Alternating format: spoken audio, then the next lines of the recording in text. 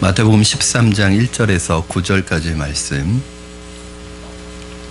신약성경 제 성경으로는 20쪽이 있습니다. 마태복음 13장 1절에서 9절까지 말씀을 저와 여러분 한 절씩 교독하시고 마지막 9절은 합독하심으로 하나님의 말씀을 우리의 심령 속에 받겠습니다. 제가 먼저 봉독하겠습니다. 그날 예수께서 집에서 나가사 바닷가에 앉으시매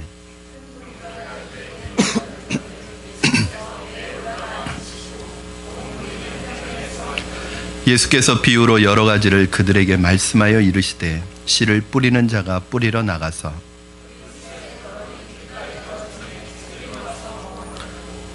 덜어는 흙이 얕은 돌밭에 떨어짐에 흙이 깊지 아니하므로 곧 싹이 나오나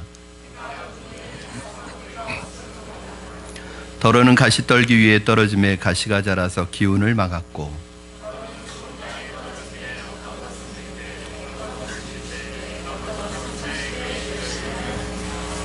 귀 있는 자는 들으라 하시니라. 아멘. 우리가 지난 시간 길가밭에 뿌려진 씨에 대해서 하나님의 말씀을 살펴보았습니다. 길가와 같은 마음밭이라는 것은 무엇이라고 설명을 해드렸냐면, 이 길가는 사실은 밭은 아니었죠. 그러니까 밭과 밭 사이에 나 있는 길인데, 사람들이 그 길로 다니다가 보니까, 많은 사람들이 다니다 보니까 아주 굳어져서 단단해진 땅을 말하는 거예요. 그래서 이 땅에 씨가 떨어져도 워낙 땅이 단단하기 때문에 말씀의 이 씨가 뿌리를 내리지 못하는 그러한 땅입니다. 이것을 이제 우리가 어떻게 해석을 했냐 하면, 바로 어떤 사람의 생각과 마음속에는 많은 세상 사람들의 지식과 사상과 철학으로 가득 차 있어요. 세상적으로 보면 굉장히 똑똑한 분들입니다. 책도 많이 읽은 분들이에요. 근데 그 책을 많이 읽은 것이 장점이기도 하지만 그게 독이에요, 신앙에. 어떤 면에서는 그 책들과 사상과 철학과 많은 사람들의 지식이 가득 차 있어서 하나님의 말씀이 그 마음속에 떨어지면 그 말씀에 대해서 받아들이고 이 뿌리를 내리는 것이 아니라 오히려 그 말씀을 거부합니다. 왜냐하면 다 재단하죠. 이거는 옳지 않은 것 같아. 이거는 틀린 것 같아. 이건 누구의 말에 의하면 틀려. 그러니까 하나님의 말씀을 사람의 지식과 생각으로 다 재단하고 거부해버립니다. 말씀이 들어갈 틈이 없는 거죠. 워낙 세상적인 지식으로 가득 차 있어서. 이런 사람, 그렇게 말씀이 들어가지 않고 땅이 굳기 때문에 씨가 그대로 말씀이 뿌리 내리지 못하고 있을 때 새가 와서 그 씨를 먹어버린다는 거예요. 이 새가 누구라고요? 이 사탄이었죠. 마귀가 와서 먹어버리는 거예요. 그래서 여러분, 하나님의 말씀을 들었을 때 빨리 이것을 내 것으로 만들지 않으면 그 말씀을 빼앗겨버리는 그런 상태에 있는 사람이 마음밭이 뭐라고요? 길가밭과 같은 사람이었다. 사실 여러분, 길가를 제외하고 나머지 밭은요 다 옥토밭과 같은 토양이에요. 근데 문제는 밭은 똑같은데 말씀의 씨가 떨어졌을 때 말씀이 자라는 것을 방해하는 방해 요소가 있는 거예요. 그러니까 길가밭은 밭은 아니지만 길가밭에 있어서 방해 요소는 뭐였냐면 이 단단한 마음인데 이 새가 와서 먹어버리는 이 새였어요. 사탄이었단 말이죠. 그러면 돌밭에서의 그 마음밭에 있어서 성장하는데 걸림돌은 뭐냐면 돌이에요, 돌. 이 돌이 뭐냐면 육신을 가리킵니다. 그리고 다음 주에 배우게 될 가시떨기에 떨어진 씨가 성장하지 못하는 이유는 이 가시 때문에 그래요. 이쪽은 뿌리를 내리고 싹이 올라오는데 가시가 기운을 막아서 더 이상 자라지 못하게 하는데, 이 가시가 뭐냐면 세상의 유혹, 그 재물에 대한 유혹과 세상에 대한 염려입니다. 이게 이제 성장하지 못하게 하는 거예요. 그래서 결국은 이렇게 성장하지 못하고 말씀이 자라지 못하게 하는 이것을 걷어내주면 똑같은 옥토밭이 되는 것입니다. 오늘 마태복음 13장은 사실은 하나님의 나라를 설명하는 장입니다. 그런데 이 하나님의 나라를 설명하는 13장은 예수님이 전체를 비유로 설명하시거든요. 비유가 아니면 설명하지 않으신대요. 왜냐?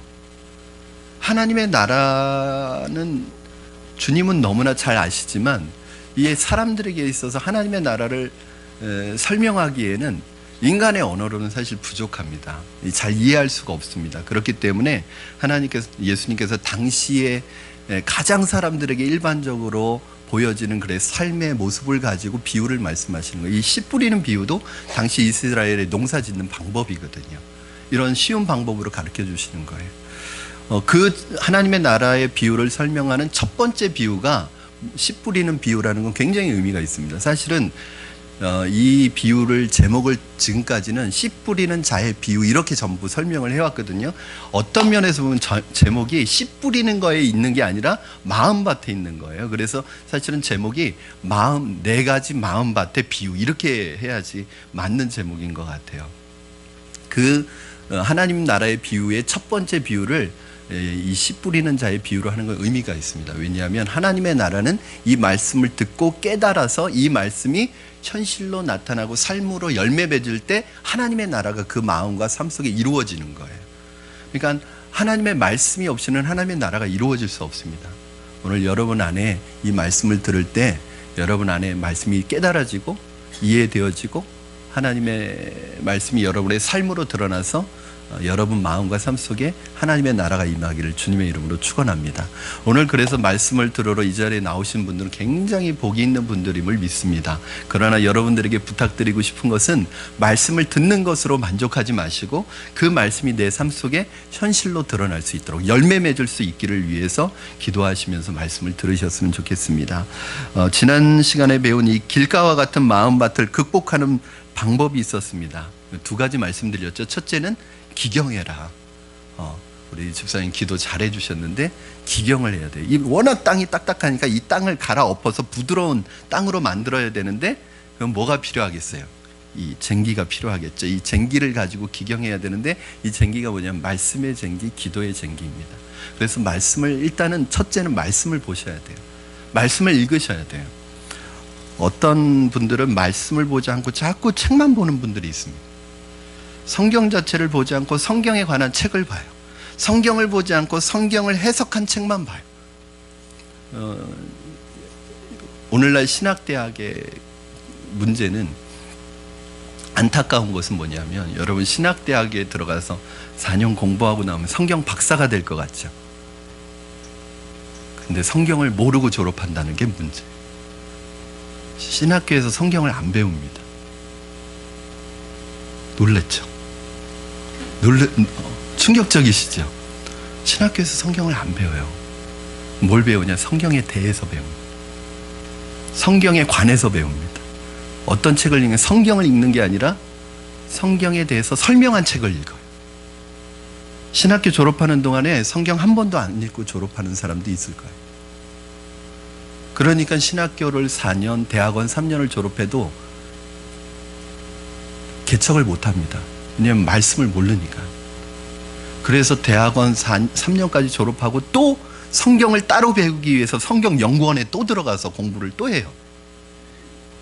이게 오늘날 신학교의 문제입니다. 저는 그래서 신학교가 옛날처럼 성경학교로 바뀌어야 돼서 정말 들어가서 1학년부터 4학년까지 대학원 성경을 계속해서 성경을 공부하는, 물론 신학도 필요하지만 그랬으면 좋겠어요. 그러니까 신학생들이 성경을 모르니까 파워가 없죠.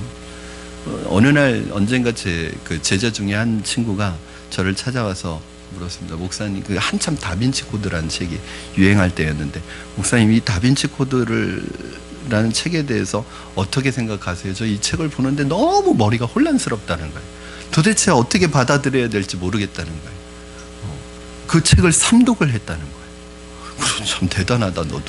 넌 성경은 몇 번 읽었니? 그랬더니 성경 한 번도 안 읽었다는 거예요. 당연하지. 성경을 안 읽고 이 무신론자가 쓴, 무신론자의 사상이 들어가 있는 책을 그렇게 탐독하니 혼란스럽지 않은 게 기적이죠. 그렇죠? 여러분, 많은 분들이 성경은 안 읽고 성경에 관한 책들, 주변 것들이, 성경을 읽어야지 중심이 세워지는데, 그래서 제가 그랬습니다. 먼저 성경부터 읽어라. 사랑하는 여러분, 하나님의 백성이 성경을 읽지 않으면 그 마음속에 하나님의 말씀의 능력이 역사할 수 없습니다. 엔진 없이 어떻게 차가 가겠어요? 기름 없이 어떻게 차가 가겠어요? 하나님의 말씀은 우리 믿는 사람들에게 있어서 뭐와 똑같은 거예요? 엔진과 같고 기름과 같은 거예요. 예수님 말씀하시잖아요. 사람이 떡으로만 살 것이 아니요 하나님의 입에서 나오는 말씀으로 살 것이니라. 즉 사람은 떡으로 사는 존재가 아니라는 거예요. 사람은 영적인 존재이기 때문에 말씀이 없이는 살 수 없는 존재를, 차라리 떡은 없어도 살 수 있어요. 그러나 말씀이 없으면 영원히 죽는 거예요. 두 번째, 말씀을 듣는 것도 중요하지만 듣는 것으로 만족하지 말고 그 말씀을 얼른 내 것으로 만들어야 됩니다. 그 말씀만 들어놓기만 하고 그대로 내버려두면 늘 마귀가 와서 그 말씀 먹어버리는 거예요. 가져가 버리는 거예요. 왜? 은혜 못 받게 하려고. 그런 의미에서 듣기만 수천 번, 수만 번 들으면 무슨 의미가 있겠습니까? 들은 말씀이 한 말씀도 내 말씀이 되지 않으면 그거는 금방 뺏겨버리는 거죠. 지난 주간에 아마 설교를 들으시고 이게 내게 주시는 말씀인데 내 마음밭이 정말 길가와 밭에서 딱딱해서 하나님의 말씀이 들어오면 그 말씀이 뿌리 내리지 못하고 그냥 다 뺏겨버리고, 일주일 지나면 지난주에 무슨 말씀 들었는지 하나도 생각이 안 나고 그게 꼭 내 얘기인데 어떻게 해야 되지? 그럼 이 말씀을 내 말씀으로 만들려면 어떻게 해야 되지? 그렇게 고민한 분들이 지난주에 아마 있었을 거예요. 없었나요? 있었을 거예요. 그 고민 자체가 귀한 거예요. 그렇게 고민하고 그 말씀을 내 것으로 만드는 게 뭐라고 그랬냐면 묵상하고 상고하고 자꾸 말씀을 생각해서 여러분의 마음에다 새기셔야 돼요. 그래서 내 것으로 만들어야 돼요. 그러니까 설교를 듣고 나서 많은 거 기억하지 않으셔도 좋아요, 여러분. 그 시간에 내게 주신 한 가지만 기억하고 그 한 가지만 일주일 동안 내가 이 말씀 지키겠다고 결단하고 그 말씀대로 살아가시면 1년만 지나면 52주. 여러분 놀라운 변화가 일어납니다. 근데 지난주 말씀을 기억 못하니까 우리는 2주 전의 말씀을 기억 못하니까 그래서 했던 설교 또 해도 모르시잖아요. 그렇죠? 죄송합니다. 그래서 여러분 그날 받은 말씀의 은혜가 있으면 결단하고 기도하셔야 합니다. 너무 급하게 나가지 마시고요. 뭐 그렇게 세상이 무너질 일도 없는데 그렇게 급하게 나가세요. 그날 주신 말씀 붙들고 믿음으로 하나님 이번 주에 이 말씀대로 살겠습니다. 그렇게 결단하고 일어나셔도 됩니다. 자꾸 내 말씀으로 만드는 훈련을 하셔야 돼요. 자, 오늘 우리가 살펴볼 마음밭은 돌밭과 같은 마음밭인데 어떤 마음밭이냐? 자, 씨를 뿌렸습니다. 그런데 이 땅은 돌들이 많은 거예요. 자갈들이 많아서 흙이 그 위에 덮여 있기는 한데 흙이 얕은 거죠. 그래서 흙이 있으니까 이 씨가 뿌리를 내리긴 내리는데 이 돌들이 있기 때문에 뿌리를 깊이 내리지 못하고 설 내리는 거예요. 그러니까 뿌리가 깊지 못하고 자갈들 때문에 설 내려 있으니까 해가 나서 햇빛이 강한 빛과 강한 열을 쏘이면 이게 금방 말라버리는, 이게 이제 돌밭의 약점인 거예요. 자, 여러분 5절 6절 말씀 한번 같이 우리 읽겠습니다. 5절 6절 시작. 더러는 흙이 얕은 돌밭에 떨어짐에 흙이 깊지 아니하므로 곧 싹이 나오나 해가 돋은 후에 타서 뿌리가 없으므로 말랐고. 그러니까 돌밭이라고 하면 어떤 마음의 상태를 말씀하고 있는 거예요. 사실은 이 씨 뿌리는 자의 비유는 제가 굳이 해석을 하지 않아도 이미 주님께서 다 해석을 해주고 계세요. 그렇죠? 명쾌하게 해석을 해주고 계세요. 사람들에게 비유로 말씀하시고 집에 돌아오셔서 제자들에게 그 비유의 뜻을 해석을 해주세요. 그래서 제가 굳이 해석해 드릴 필요 없고 저는 이제 적용적인 차원만 여러분하고 나누겠습니다. 주님의 해석을 들어볼까요? 돌밭이 어떤 마음의 상태인지. 자, 20절 말씀 우리 같이 한번 읽겠습니다. 시작. 돌밭에 뿌려졌다는 것은 말씀을 듣고 즉시 기쁨으로 받되. 아멘. 그렇습니다. 이 돌밭과 같은 마음밭을 가진 사람은요, 말씀을 들을 때는 기쁨으로 즉시 받아요. 그러니까 말씀을 들을 때 은혜를 받아요. 굉장히 은혜를 받습니다. 그리고 감격도 있어요. 눈물도 있어요. 제가 지난 교회에서 이제 청년부 설교를 하는데 한 자매가 예배를 드리는, 제가 간지 얼마 안 돼서 예배를 드리는데 한 자매가 계속 눈물을 흘리면서 예배를 드리는 거예요. 눈물을 펑펑 흘려요. 근데 그걸 한 몇 주 동안 계속 그렇게 눈물을 흘리는 거예요. 그래서 저는 저 자매가 은혜를 굉장히 받는구나. 할렐루야, 이제 막 변화가 일어나겠구나. 제 착각이었습니다. 변화가 전혀 안 일어나요. 그 사건 이후로 제가 깨달은 것은 얼굴 보고 속지 말자. 삶이 변화의 진짜다. 그렇게 은혜를 받는데 삶을 보면 똑같은 거예요. 변화되지 않는 거예요. 아무런 일도 일어나지 않아요. 언행이 오히려 다른 사람을 불쾌하게 할 때가 훨씬 많아요. 그러니까 예배 시간에 은혜는 혼자 다 받는데 삶으로 돌아가서는 말씀 따로 행동 따로 국밥인 거예요. 오늘날 우리 주변에 이러한 크리스찬이 얼마나 많습니까? 혹시 저와 여러분은 이러한 사람은 아닙니까? 21절 말씀 주님의 음성을 한번 우리 같이 듣겠습니다. 시작. 그 속에 뿌리가 없어 잠시 견디다가 말씀으로 말미암아 환난이나 박해가 일어날 때에는 곧 넘어지는 자요.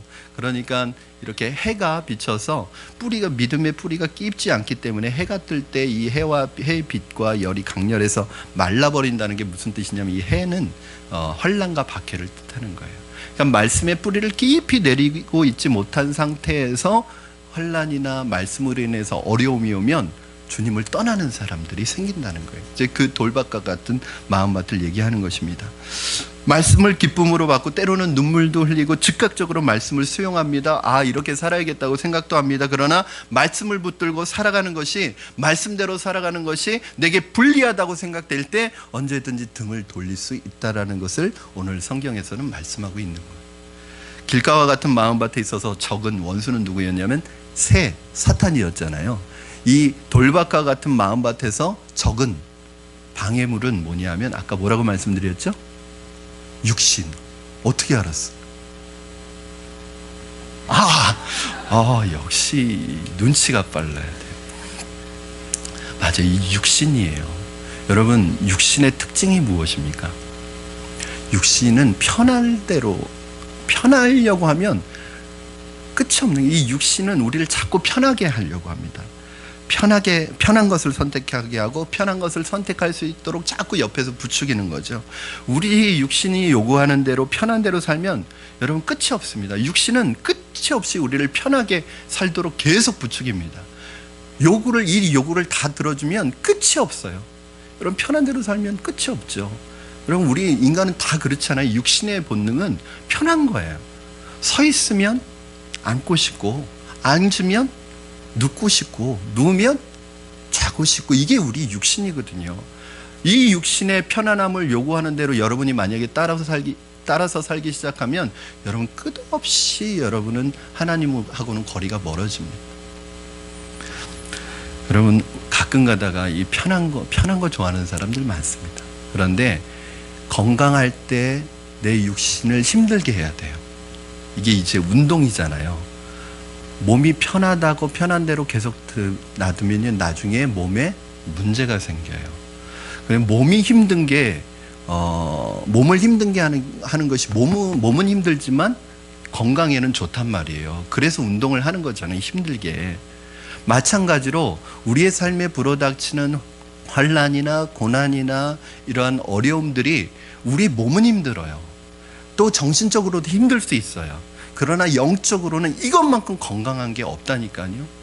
여러분, 어렵지 않은데 누가 기도하러 나오겠어요? 여러분 삶이 편안해 보세요. 기도할 생각이 드나? 기도할 생각 안 든다고요. 어떤 면에서는 여러분, 우리나라에 어려운 일이 있을 때마다 기도하는 분들이 있다는 거예요. IMF가 터졌을 때 얼마나 많은 사람들이 고통을 당했어요. 그러나 교회에 기도하는 사람은 3배 이상 늘었단 말이에요.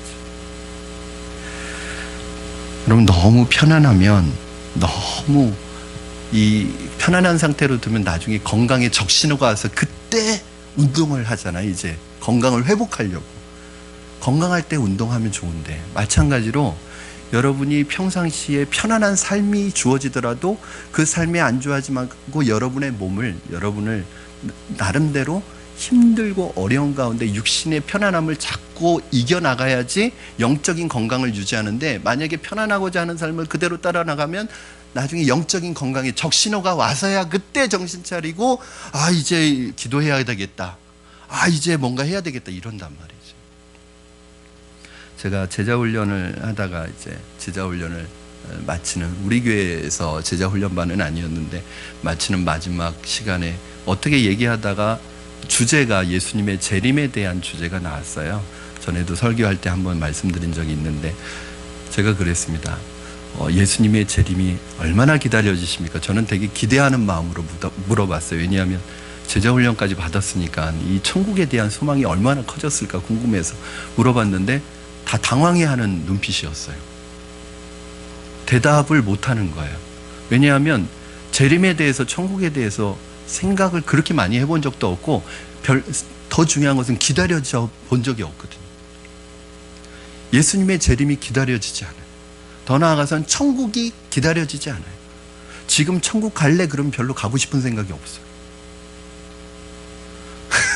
지금 예수님이 오시면 좋겠냐고 물어보면 어떤 분은 예수님이 오시겠다고 해도 오시지 말라고 말리는 분이 있어요. 지금 오시면 안 된다고.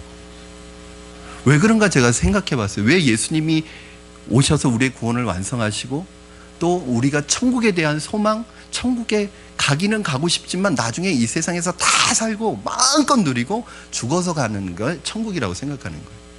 지금은 천국이 별로 그렇게 내 마음에 와닿지 않고 기다려지지도 않는 거예요. 왜 그럴까 제가 생각해 보았습니다. 이유는 단 한 가지. 너무 편한 거예요, 우리가. 여러분, 지금 이 세상에서도 너무 편안하고 누릴 수 있는 게 이렇게 많고 원하면 다 가질 수 있고 내가 이 세상에 부족한 것이 하나도 없는데, 지금도 이 세상에 누릴 게 이렇게 많은데, 즐길 것이 이렇게 많은데, 좋은 것이 이렇게 많은데, 여기가 천국인데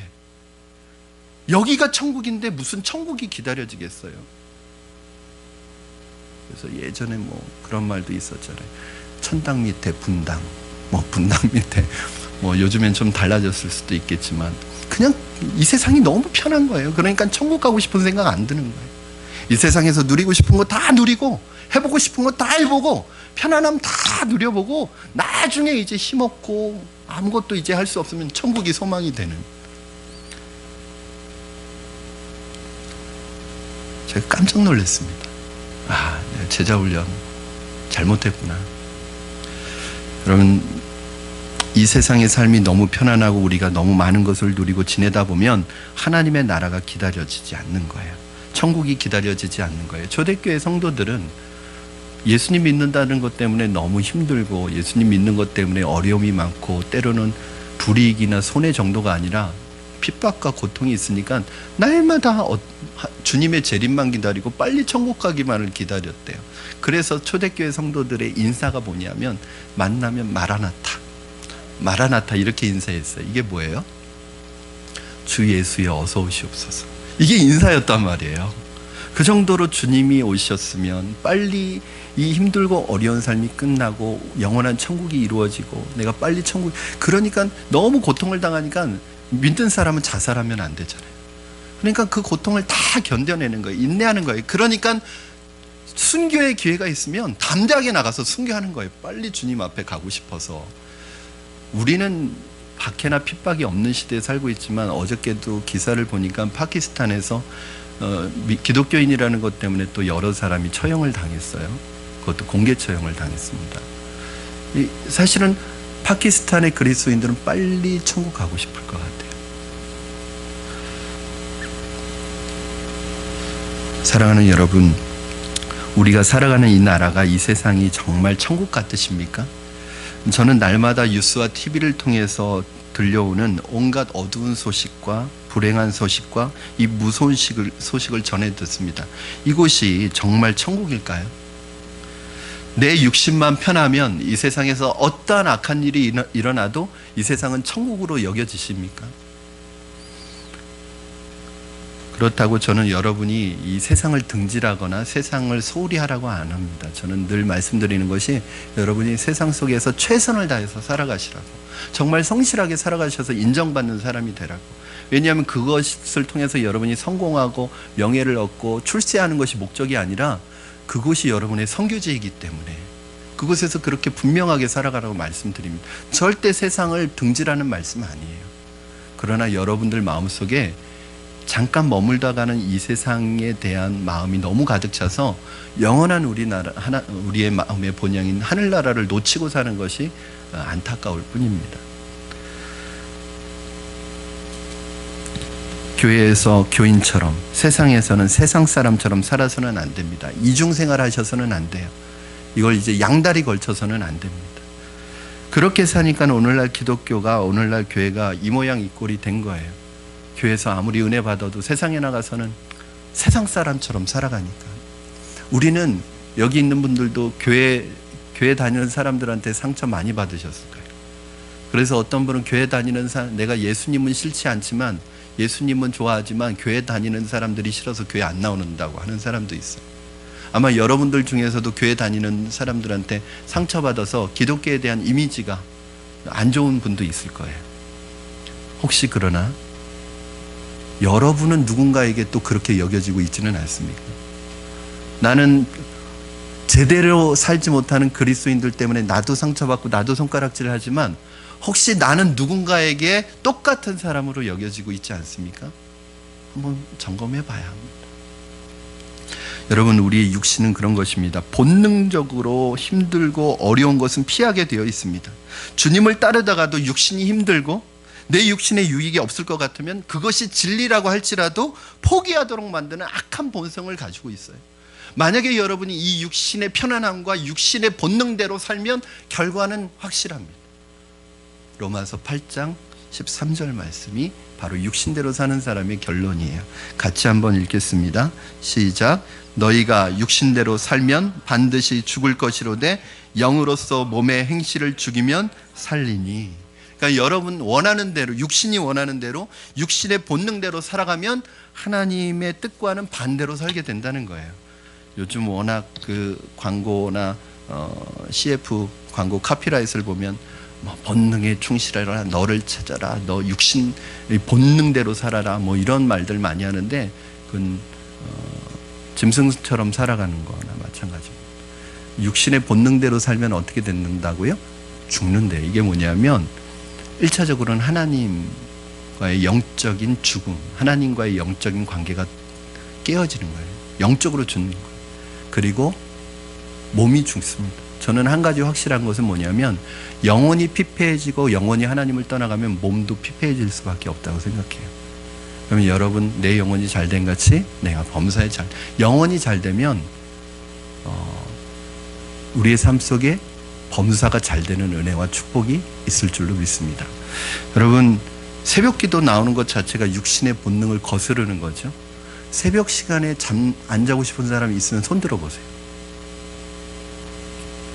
새벽 기도 안 한다고 너무 위축되지 마시고 그냥 설교니까 제가, 여러분 새벽 기도 새벽 시간에 잠이 없는 사람 얼마나 있습니까? 이제 여러분 나중에 연세 드셔서 힘 빠지시면 그때는 새벽에 잠이 없어요. 할머니 할아버지들이 새벽에 잠이 없는 이유는 낮에 자꾸 낮잠을 주무시기 때문에 또 새벽에 자꾸 깨시는 거예요. 근데 대부분의 우리 30, 40대 여러분들은 밤 늦게까지 일하잖아요. 어느 때는 제가 우리 집사님 성도님들 보면 11시까지 일하는 분들이 있어요. 거기에다가 또 제자 훈련한다고 11시에 집에 와서요, 숙제를 12시까지 합니다. 1시까지도 할 때가 있어요. 그리고 또 새벽 기도를 나와요.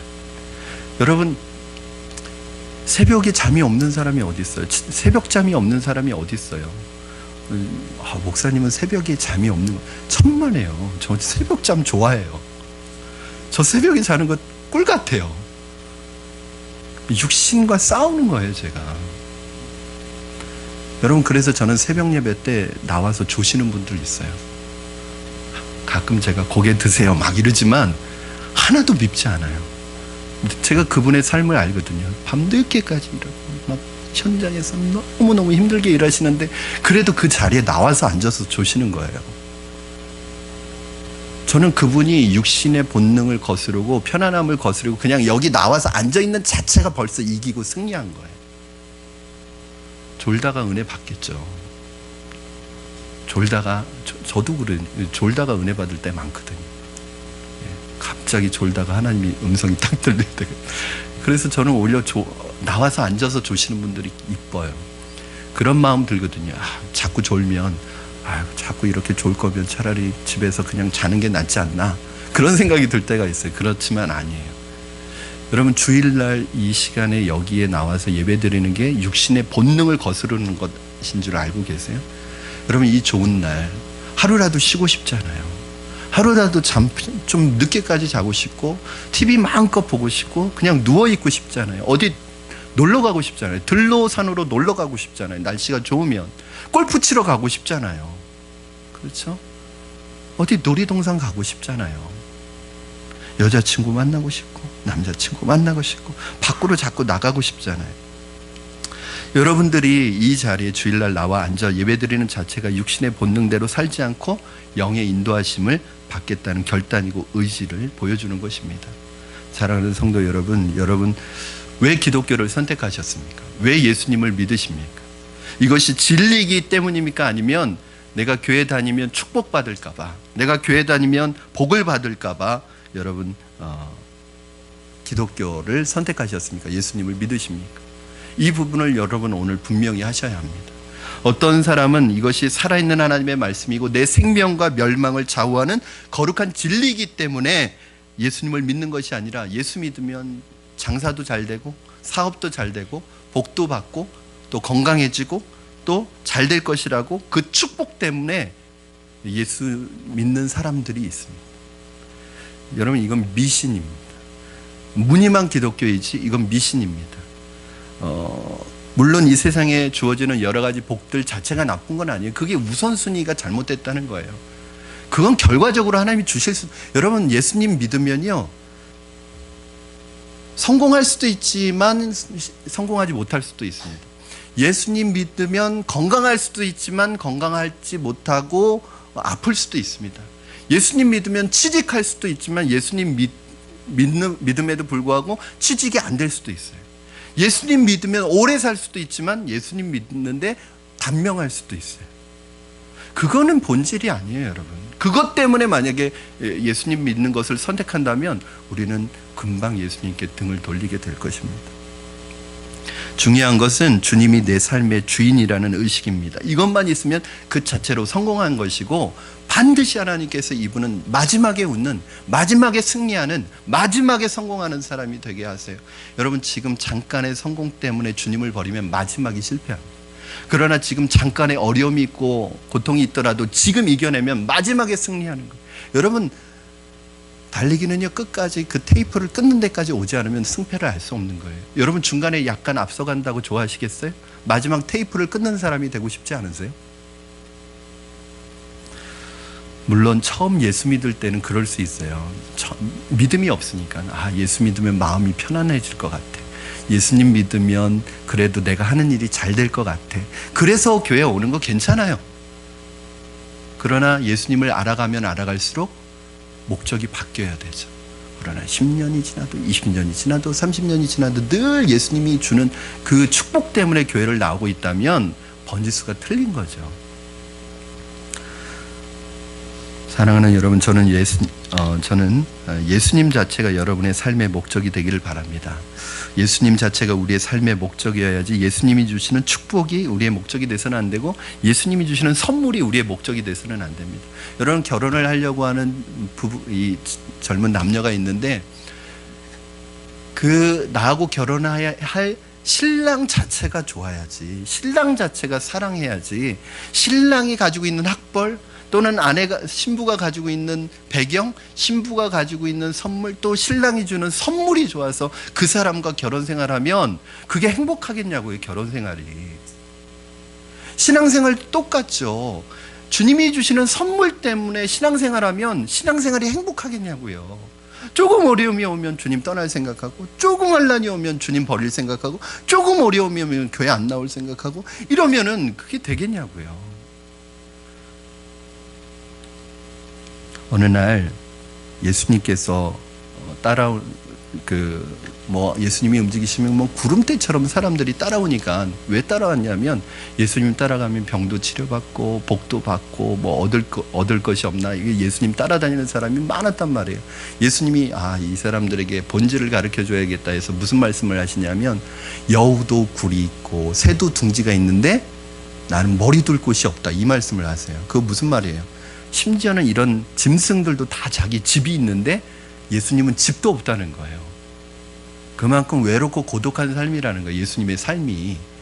여러분 예수님의 삶이 외롭고 고독하면 예수님을 따라가는 사람도 마찬가지로 외롭고 고독할 수 있다는 거예요. 예수님 믿는 것 때문에.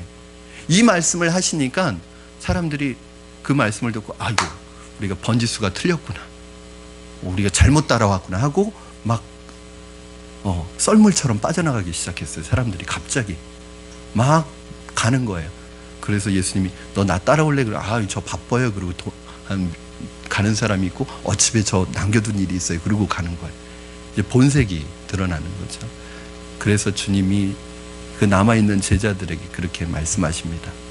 너희들도 나를 떠나겠느냐?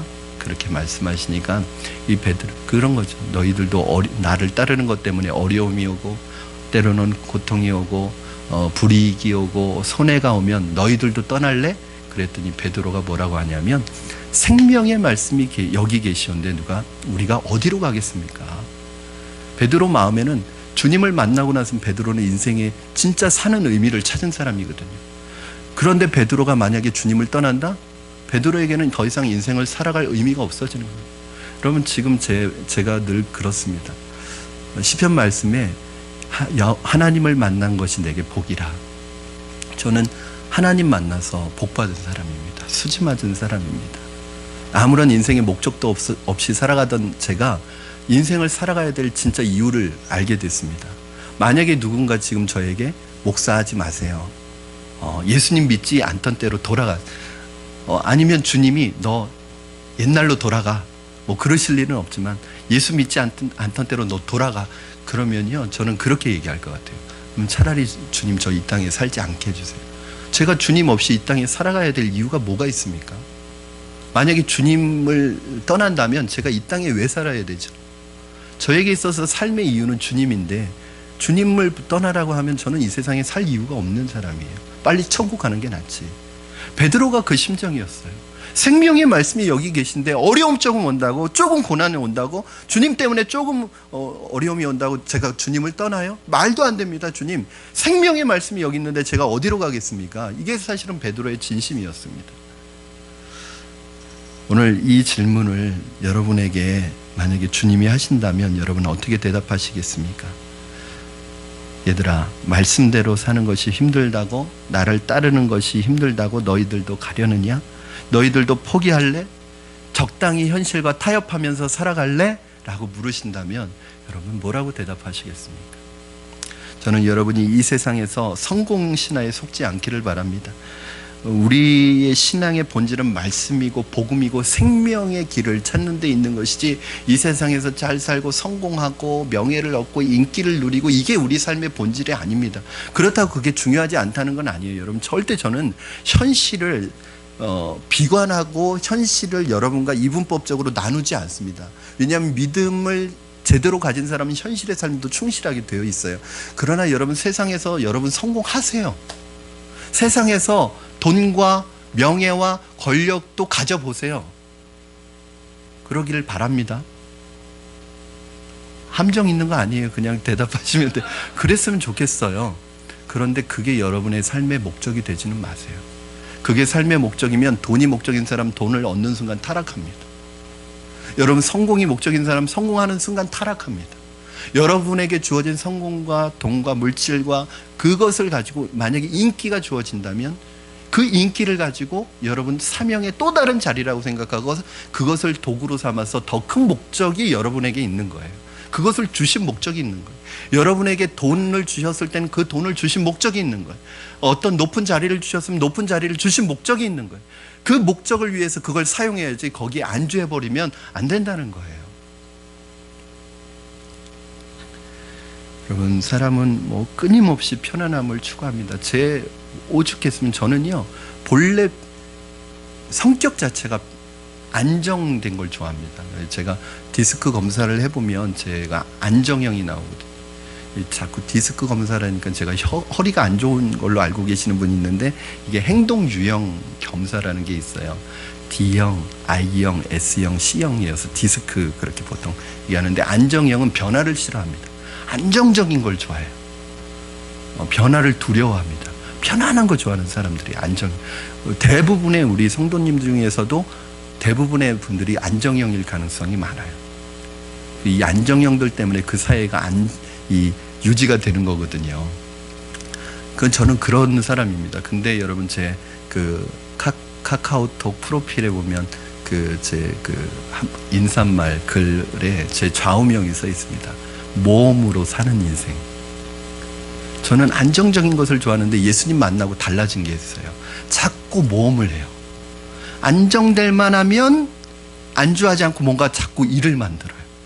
그래서 하나님 늘 벼랑 끝에 제가 스스로 서요. 왜냐하면 그래야지 하나님 자꾸 의지하거든요. 편안하면 좋긴 좋은데 하나님 의지 안 해요. 여러분, 은행 잔고에 돈이 세이브가 계속되고 환경이 편안해지고 모든 게 다 갖추어지고 별로 걱정거리가 없으면 하나님 안 찾아요. 그래서 지혜로운 사람은 이런 것들이 갖추어져도 내 통장 잔고에 돈이 쌓여도 편안함이 하나님께서 축복하셔서 이런 환경을 주셔도 자기를 자꾸 하나님을 의지하는 상황으로 몰아가야 돼요. 그러니까 제가 이러니까 저하고 같이 사는 사람은 힘들죠. 좀 안정될 만하면 또 뒤집어 엎고, 안정될 만하면 또 뒤집어 엎고. 저하고 같이 사는 사람도 저하고 같은 유형의 사람입니다. 그러니까 모험을 별로 안 좋아하는 사람입니다.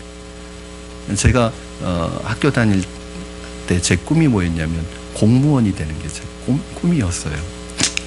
어울리지 않습니까? 저하고 공무원. 근데 그때는 공무원이 편안한 줄 알았어요. 저는 아닌 거예요.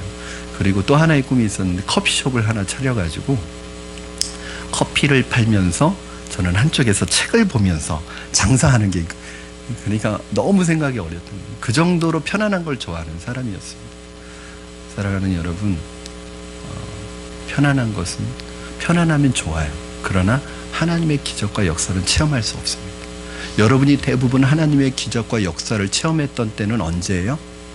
여러분 인생이 가장 힘들고 어려웠을 때예요. 그때 하나님을 찾은 거예요. 벼랑 끝에서 하나님을 만난 거예요. 더 이상 내 인생에 물러갈 길이 없는 그런 절벽 끝에서 주님을 대부분 만납니다. 여러분이 삶이 편안해지더라도 여러분 스스로를 자꾸 하나님을 의지하는 상황으로 만들어가지 않으면 하나님이 나중에 절벽으로 인도하시는 거예요. 자꾸 날개 만드세요. 사랑하는 여러분, 말씀대로 살아가시기를 주님의 이름으로 축원합니다. 말씀이 현실이 되기를 바랍니다. 말씀대로 살아가는 것이 결코 쉽지 않습니다. 말씀대로 살아가면 당장에 손해볼 수 있어요. 당장에 불이익 당할 수 있어요. 불편할 수 있습니다. 말씀대로 살아가다 보면 많은 거 포기할 수도 있어요. 그러나 끝까지 말씀을 붙들고 믿음으로 끝까지 가시면 반드시 하나님께서 마지막에 여러분이 포기한 것과는 비교도 안 될 정도로 하나님이 마지막에 축복을 허락하세요. 이게 이제 비결이에요. 우리 크리스찬의 능력은, 우리 믿는 자의 능력은 다른 데 있지 않습니다. 돈의 능력이 아닙니다. 지식의 능력이 아닙니다. 바로 말씀대로 살아가는 것이 능력입니다. 여러분이 왜 여러분의 삶의 기적이 안 나타나요? 왜 여러분의 삶의 능력이 안 나타나요? 간단합니다. 말씀대로 안 살아서 그래요. 말씀대로 살아봤는데도 안 되던데요. 살아보려고 했죠. 말씀대로 살아가려고 하다가 조금 어려움이 오면 놀래가지고 뒤로 물러났죠. 그러나 여러분, 어려움이 있어도 끝까지 주님 믿고 끝까지 가본 적 있으십니까? 끝까지 가본 사람은 하나님의 능력을 경험합니다. 저는 여러분이 조금 어려움이 있어도, 조금 고통이 있어도 한번 사람을 믿는 게 아니라 이 주님 말씀 붙들고 끝까지 한번 가보세요. 어떤 일이 일어나나. 저는 여러분이 기독교와 예수님이 진리요 생명의 길이기 때문에 선택한 줄로 믿습니다. 이 진리의 말씀을 따르기 위해서 스스로 좁은 길을 가야 할 때도 있습니다. 핍박과 어려움이 있을 수도 있고 더 많은 고난이 있을 수 있어요. 그러나 여러분, 이 핍박과 어려움 속에서 절대로 뒤로 물러나지 마시고, 예수 믿는다는 것 때문에 어려움이 온다고 뒤로 물러나지 마시고, 그 어려움을 직면하시고 그 어려움을 뛰어넘으십시오. 여러분 앞에 오는 어려움은 여러분의 인생의 걸림돌이 아니라 여러분의 도약의 디딤돌이 될 것이고 여러분의 도약대가 될 거예요. 그 어려움 때문에 여러분이 더 성장하게 될 거예요. 어려움을 경험하지 못한 사람은 절대 성장하지 않습니다. 키는 커도의 어린애예요. 어려움 없이 자란 사람. 그러나 어렸을 때부터 어려움을 경험하고 고난을 경험한 사람은 나이가 어려도 굉장히 성숙해요. 제가 우리 성도님 중에서도, 또 우리 알고 있는 분들 중에서도 어릴 때 너무 육체적으로 고통을 많이 당하고 질병 때문에 고통이 벌써 어린데도 30대 40대보다 성숙한 사람들 많이 봤어요. 디모데후서 3장 12절 말씀 여러분 한번 같이 읽어주시면 감사하겠습니다. 시작.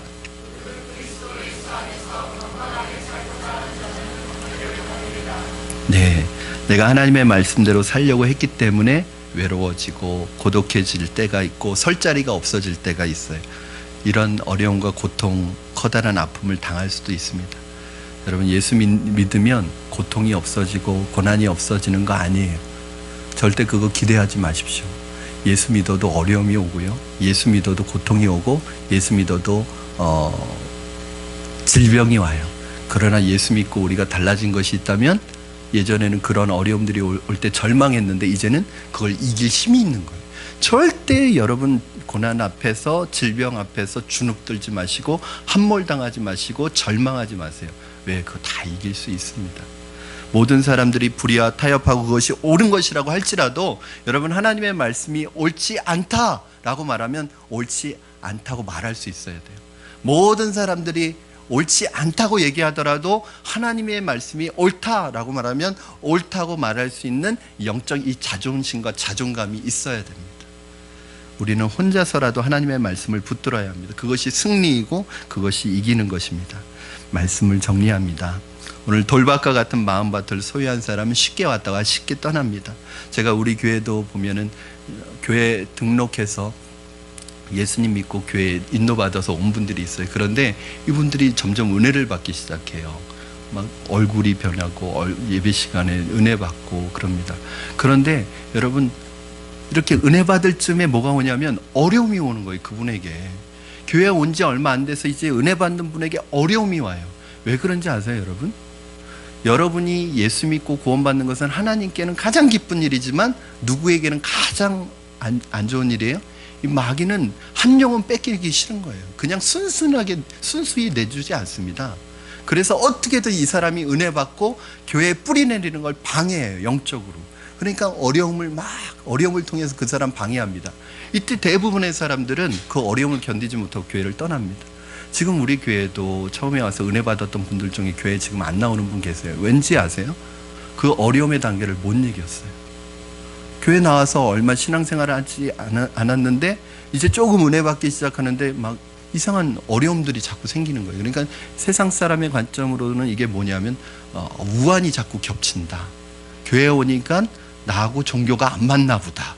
그래서 자꾸 이런 어려움이 생기나 보다. 이렇게 해서 교회를 떠난 분들이 계세요. 그 단계를 넘었어야 되는데, 그래서 여러분 이렇게 교회로 인도하시게 되면 그분 교회에 오셔서 예배 드리는 걸로 안심하시지 마시고 그분 삶 속에 일어날 수 있는 이 어려움들을 잘 이겨낼 수 있도록 옆에서 같이 기도해 주셔야 합니다. 그래서 말씀을 듣고 말씀을 기쁨으로 받은 후에 그 말씀으로 인해 환난과 시험과 어려움이 올 때 그 어려움 피하지 마시고 믿음으로 직면하시고 믿음으로 극복하고 믿음으로 선영하면 오히려 더 선하고 아름다운 믿음의 사람들로 하나님 앞에 다 서게 될 줄로 믿습니다. 견고한 신앙의 사람, 그래서 세상이 감당치 못하는 믿음의 사람들로 하나님 앞에 견고한 믿음의 뿌리를 내리고 열매 맺는 여러분 되시기를 주님의 이름으로 축원합니다. 우리 이 시간에 같이 찬양하시고 기도하겠습니다. 우리 이 시간에 그 신앙은 제가 계속 말씀드리지만 우리의 마음과 뜻을 정하는 거예요. 여러분 혹시 지금도 갈등하고 계시는 분 계십니까? 두 마음을 품고 계신 분 계십니까? 여러분 그러면 힘들어요. 하나님께 뜻을 정하시고 내 마음을 정하십시오. 그러면 굉장히 단순해지고 갈등이 없어져요. 오늘 혹시 교회 나오실 때 오늘 교회 갈까 가지 말까 고민하시는 분 계세요? 하나님의 말씀을 받았는데 이렇게 살까, 아니면 이렇게 말씀대로 살면 내가 손해가 될 텐데, 불이익 당할 텐데, 포기해야 되는 게 많은데 혹시 갈등하고 있는 분 계세요? 여러분 믿음으로 결단하면 그 뒤는 주님께서 책임져 주시고 여러분 감당할 수 있는 힘을 주십니다. 그러니까 뜻을 정하는 게 제일 중요해요. 오늘 이 찬양 부르시면서 하나님 우리의 마음과 영혼의 뜻을 하나님 앞에 정할 수 있게 해주시옵소서. 기도하며 찬양하겠습니다.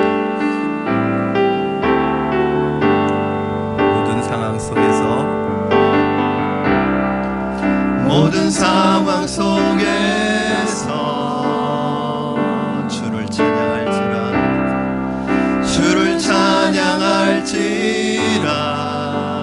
주는 너의 큰 상급, 주는 너의 큰 상급, 큰 도움이시라, 큰 도움이시라. 주의 얼굴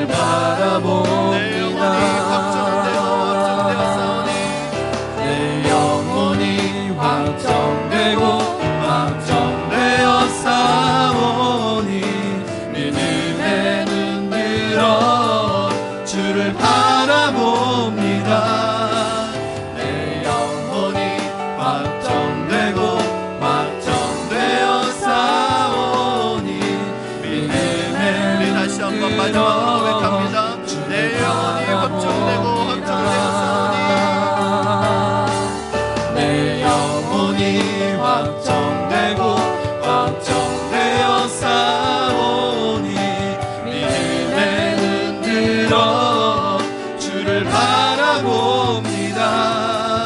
내 영혼이 확정되고 확정되어 싸우니 믿음에 눈 들어 주를 바라봅니다. 우리 시간에 오늘 주신 말씀 붙들고 믿음으로 결단하며 기도해서 내 말씀으로 만들었으면 좋겠습니다. 하나님, 오늘 하나님의 말씀을 받고 은혜를 받고 믿음으로 살아가려다가 말씀 때문에 어려움이 생길지라도 말씀을 포기하지 않게 하여 주시옵소서. 하나님, 주님을 포기하지 않게 하여 주시옵소서. 결정적인 순간에 주님을 선택하는 것이 아니라 육신을 선택하고 세상을 선택하는 우리가 되지 않게 하여 주시옵소서. 주님이 주시는 선물이나 축복이 우리의 삶의 목적이 아니라 주님만이 우리의 삶의 유일한 우선순위요 유일한 삶의 목적이 되게 하여 주시옵소서. 삶 속에서 아직도 마음 가운데 갈등과 마음속에 정함이 없이 흔들리고 요동하는 성도들 있다면 이 시간에 하나님 앞에 뜻을 정하고 말씀 붙들고 믿음으로 나가기를 결단하며 주님 앞에 나갔으면 좋겠습니다.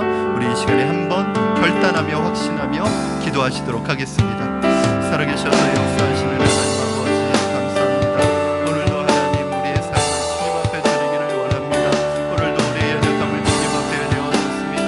오늘도 하나님 우리의 연약함을 주님 앞에 고백합니다. 아버지 하나님, 우리를 새롭게 하여 주시옵소서. 우리를 붙들어 주시옵소서.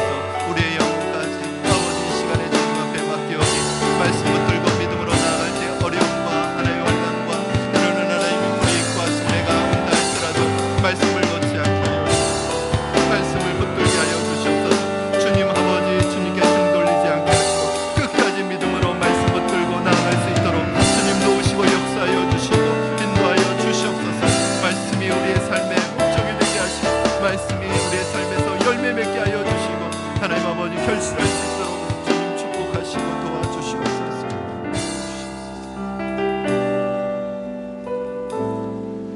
살아계신 하나님 아버지, 마귀는 끊임없이 우리의 육신의 편안함을 추구하도록 만들고 있습니다. 그래서 하나님을 향하여 살지 못하게 만들고 오늘이 아니라 내일로 자꾸 미루게 만들고 하나님 우리의 육신의 편안함을 쫓아 믿음이 있음에도 불구하고 믿음대로 사는 것이 아니라 말씀대로 사는 것이 아니라 육신의 편안함을 따라가게 만들 때가 많습니다. 오늘 이 시간에 주님 앞에서 우리의 믿음으로 결단하고 말씀을 붙들고 나아가오니 하나님 주께서 도와주시고 우리의 결단과 각오 위에 하나님의 성령의 도우시는 역사가 있게 하여 주시옵소서. 세상 속에 나가서 살아갈 때 말씀 붙들고 가다가 어려움이 올지라도 하나님 중간에 포기하지 않게 하시고 끝까지 말씀 붙들고 믿음으로 나아갈 때 하나님의 기적과 역사를 경험하는 주의 백성들 되게 하여 주시옵소서. 감사하며 예수님의 이름으로 기도드립니다.